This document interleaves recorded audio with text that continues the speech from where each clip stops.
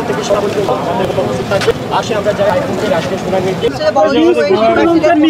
ভাই হচ্ছে ভাই প্রেসিডেন্টের সব হচ্ছে বিদেশি জানি আজকে যে অপরাধ সেটা জানি না। আপনি তো আরেকটা প্রশ্ন করলেন। গতকাল সন্ধ্যাবেলা তারা সংবাদ সম্মেলন করে জানিয়ে দিয়েছে এই বিষয়টা যদি আপনি না আমি সংবাদ সম্মেলন যে করছে বা এটা আন্দোলনের যৌক্তিকতা আছে, শতভাগ যৌক্তিকতা আছে, কিন্তু বিষয়টা হলো যে আপনার একটা টাইম দিয়া বা আর একটু ফলো করা প্রচার করলে জিনিসটা ভালোই তো। গাড়ি যাবে না, that is my final decision. গাড়ি যাবে না।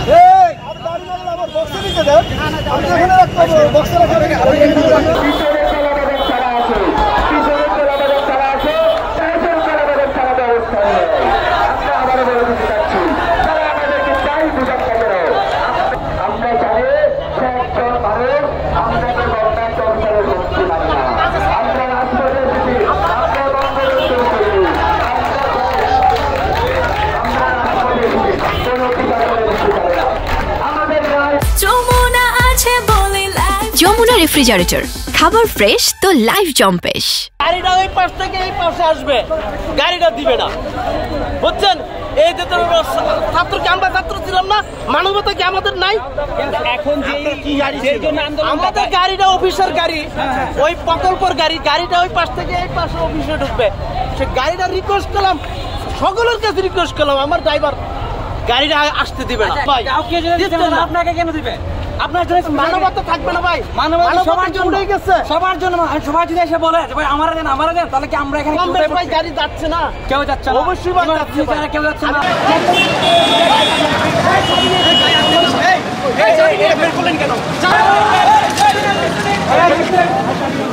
আচ্ছা আপনি পিছন ভালো জায়গায় গিয়ে দাঁড়ান, এখানে দাঁড়ান, ওইখানে রেখে দাঁড়ান। ধর ধর ধর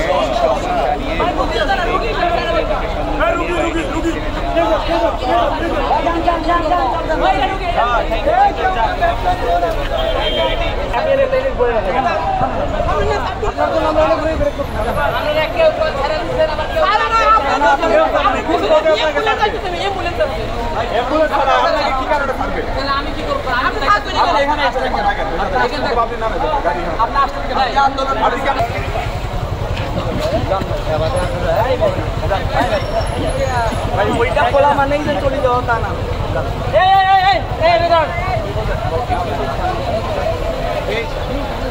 লক্ষ লক্ষ কোটি কোটি শিক্ষার্থীরা আছে সারা বাংলাদেশে, হয়তো বা কোটি কোটি মানুষ আছে যারা এই বৈষম্যের শিকার।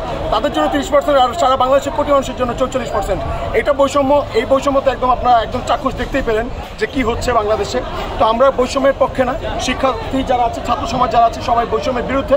এবং আমাদের অবস্থান যতক্ষণ পর্যন্ত আমাদের দাবি মেনে না নেওয়া হচ্ছে, বৈষম্য যতক্ষণ পর্যন্ত রোধ না হচ্ছে, ততক্ষণ আমাদের অবস্থান চলছে। আমাদের অবস্থান কর্মসূচি চলবে।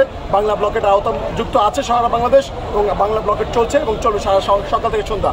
এবং যদি আমাদের দাবি অতি দ্রুত মেনে না নেওয়া হয় এবং বাস্তবায়ন না করা হয়, আমরা শিক্ষার্থীরা হয়তো আরও কঠোর কর্মসূচিতে যেতে বাধ্য হব।